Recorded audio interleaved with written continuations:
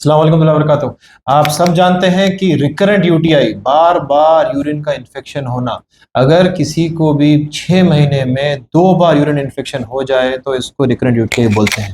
या फिर 1 साल में 3 बार इन्फेक्शन हो जाए, वो भी कल्चर प्रूवन, इसको रिकरेंट यूटीआई कहते हैं। रिकरेंट यूटीआई का कोई ना कोई कॉज रहता, इसकी वजह मालूम करना, जब तक के वजह नहीं मालूम पड़ता उसका क्योर पॉसिबल नहीं रहता है। और कॉज के बाद सही ट्रीटमेंट दे सकते हैं, रेस्पॉन्स आ सकता है। आज हमारे साथ सैयदा फातिमा हाशमी मैडम है। मैडम हमारे पास आए थे, क्या एक्सपीरियंस है मैडम, क्या हुआ एक्चुअली यूरिन इन्फेक्शन का, क्या स्टोरी है वो? इन्फेक्शन से मैं 3 महीने से परेशान थी। एंटीबायोटिक खा रही थी, जी कार्बोमेंटन 3 मरतबा खाई, जी कम नहीं हुआ। जी इसका मैं कल्चर का टेस्ट करा गए, शुगर का टेस्ट करी, शुगर बढ़ जा रही थी, शुगर में इंसुलिन लिया मुझे या 2 हफ्ते। उसके बाद आपका एड्रेस दिए, जी आपके पास आई तो आपने 2 महीने का कोर्स लिखे। आप 2 महीने में अल्लाह का फजल से कमर का दर्द, इन्फेक्शन पूरा खत्म हो गया। बहुत खुशी हुई आपसे मिलके। जी जी अल्हम्दुलिल्लाह। एनीवे अल्लाह ताला आपको जरिया बनाया। जी शुक्रिया। यानी अपने को अंडरस्टैंड ये करना है कि आंटी को पहली बार इन्फेक्शन आया क्यों। यूरिन इन्फेक्शन के कभी भी बेसिक रिस्क फैक्टर्स रहते हैं कि इन्फेक्शन हर 2-4 लोग है, सपोज 10 लोग है, 10 में से 2 को इन्फेक्शन आ रहा है। यूरिन का इन्फेक्शन क्यों आ रहा है, इसकी वजह मालूम करना। यूजुअल रिस्क फैक्टर्स एज है, किसी की भी age more than 40 is risk factor for UTI, या फिर extremely young girls risk for UTI, female sex risk for UTI, immune competent state नहीं रहना risk for UTI. Immune competent नहीं रहना मतलब डायबिटीज, ये वर्ल्ड का one of the most common reason है जिससे इम्यूनिटी कम हो जाती है। आंटी का जैसा बोले अभी कि शुगर हाई रहती थी, इंसुलिन लेना पड़ा उनको, तो इंसुलिन लेने से शुगर कंट्रोल में आई एंड देन इन्फेक्शन का चांस कम होता, इम्यूनिटी खुद बिल्डअप होती। और एक रिस्क फैक्टर जो रहता है कि यूरिन पेशाब के थैली में बच जाना।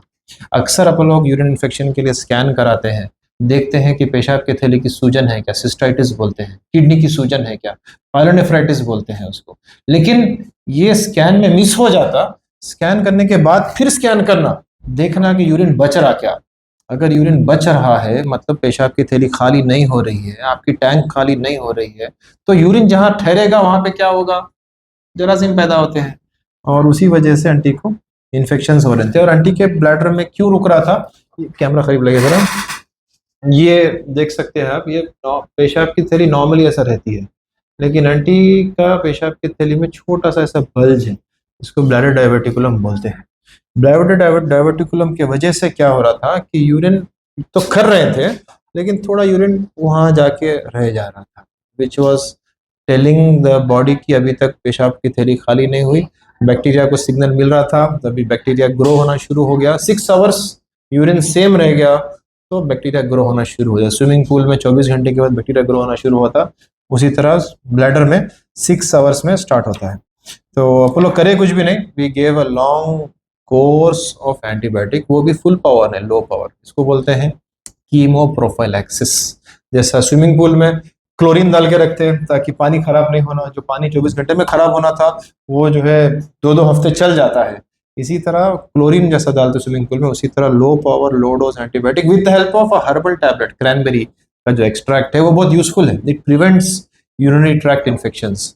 तो अब अल्हम्दुलिल्लाह पस सेल्स यूरिन में पूरे 0 हो गए। अल्ट्रासाउंड कराए, हाँ कल कैमरा बताइए, अल्ट्रासाउंड कराए हैं, स्टिल यूरिन बच रहा है 46 ml, लेकिन अल्हम्दुलिल्लाह द बेस्ट पार्ट इज कि पस सेल्स पूरे 0 हो गए, थिंग्स आर गॉन। एंड सिर्फ कीमो प्रोफिलैक्सिस अपन लोग एक बेसिक क्रैनबेरी के गोली पे भेज रहे हैं। एंड ये भी बताए हैं कि यूरिन टाइम पे पास करना, यूरिन होल्ड नहीं करना है।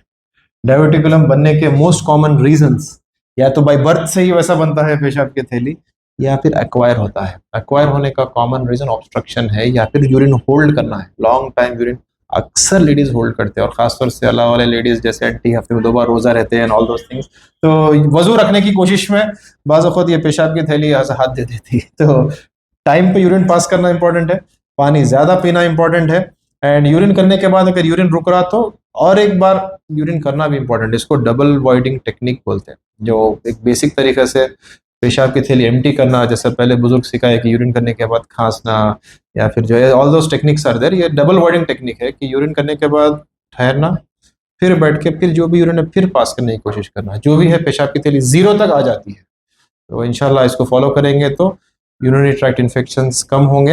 And I hope you understand कि recurrent UTI is not a regular UTI. Recurrent UTI का कॉज होता है, रेगुलर यूटीआई कभी भी किसी को भी हो सकता है, वो तो किस्मत है, हो सकता है, बट रिकरेंट यूटीआई का कॉज रहता है identifying, dealing with it and curing with it is the main line of action. Thank you.